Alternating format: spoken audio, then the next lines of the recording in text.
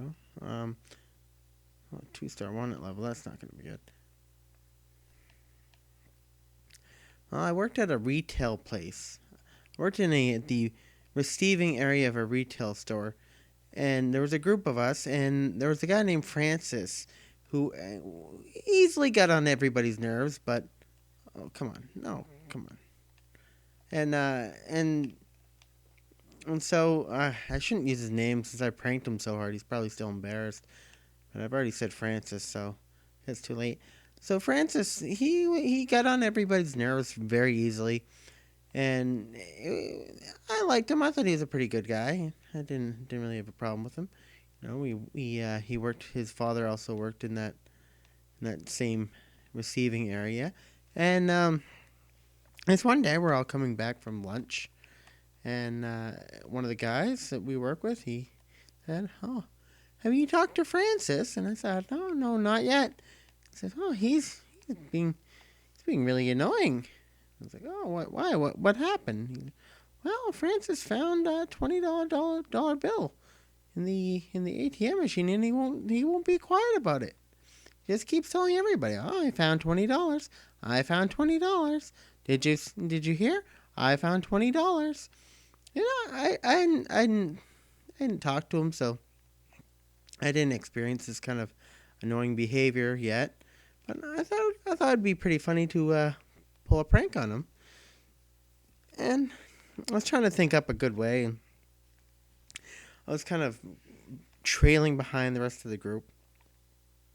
And when I was walking by the loss prevention office, I saw that there was a police officer. There's actually two police officers in there. They're reviewing some footage. There's probably a shoplifter or something. And I'm like, "Oh, okay, this works well for my prank." And I catch up to the guys, and I see Francis, and before he can say anything to me, I say, "Oh, guys, did you hear?" And they would say, "What do you mean?" I'm like, "Oh, somebody just straight up stole some money from somebody that was taking money out of the ATM machine." And right away, Francis says, "No, there was nobody there." And me, pretending like I didn't know anything, I said, "What are you talking about, Francis? Like, I didn't talk about you. I'm saying somebody stole money from somebody was taking money out of the ATM machine." And he said, he repeated himself. He said, "No, there was nobody there. It was I was just there by myself." And I'm like, "Oh, it's... Oh, wait. Oh, I think I just killed one of my friends." Yeah, and that guy actually shooting me. You were not my friend. Okay, I died. Yeah, and so I tell him, I'm like, "Yeah, I'm not talking about you. I'm just saying that somebody did." And he repeats himself. He says, "There was nobody there." And I'm like, "What are you talking about?" And he explains, "I found $20 in the ATM machine, and nobody was there, so that couldn't have been me." And I'm like, I'm sure it's about someone else." And he continues on, and, "Oh, why are you shooting me, sir? I didn't do anything to you. Why do you all have guns?" And goodness gracious. Okay, and so a little while later, I get a call to the office, and they're just asking how we're doing, how everything's going in the back room area, and I explained to them, "Oh, we're really, we're going along. Could be better, could be worse." I get back to the receiving area, and I see Francis, and right away, I'm like, "Okay, we're gonna keep going with this prank." In my head, I didn't say that out loud because I'd ruin my prank. But I go to Francis, and I say, "Hey, man, they just called me into the office, and they sat me down. They think it's somebody working in the store, and they asked me if I knew anything." And I said, "No, I don't know anything. I don't know anything about anything." And I didn't fully know if I was getting him. I didn't think, I didn't think it would actually work up until this point, because then Francis looks at me and he says, "Well, thanks, man." And no worries, bro. I got you.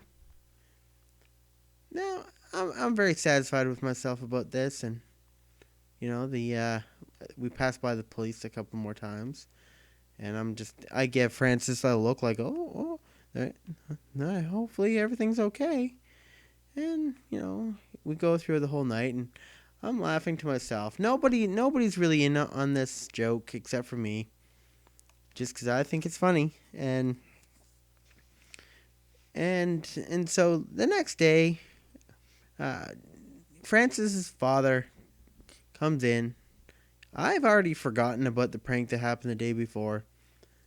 And Francis' father comes in. Francis is with him. And Francis' father looks at me and says, "Fiesto, can you tell Francis you were joking about the cops? He was awake all night, worried that he was going to be arrested." And I remember at this point that I had a prank going on and how funny it was. And everyone's looking at me like, "Fiesta, what are you talking about?" And I look right at his father and I say, "I would not lie to your son about something this serious." And that was one of the greatest pranks I've ever pulled. I've never been able to have somebody lay awake at night worried that the police were going to come for them. And yeah, usually my pranks don't work out that well, but I died. Okay. I don't get it. I don't have the mojo tonight. It's not working out for me. And of course, the police want me right away. But, yeah, it's I think a well-crafted prank is pretty great, especially if you can get it in the workplace. Ooh, that was a lot of money. Sir, you should not have that much money on you. Oh no, oh no. Why is he shooting me? I didn't do anything to you, Mr. Officer. I understand I'm wanted, but I feel like stealing a motorbike is hardly worth being shot.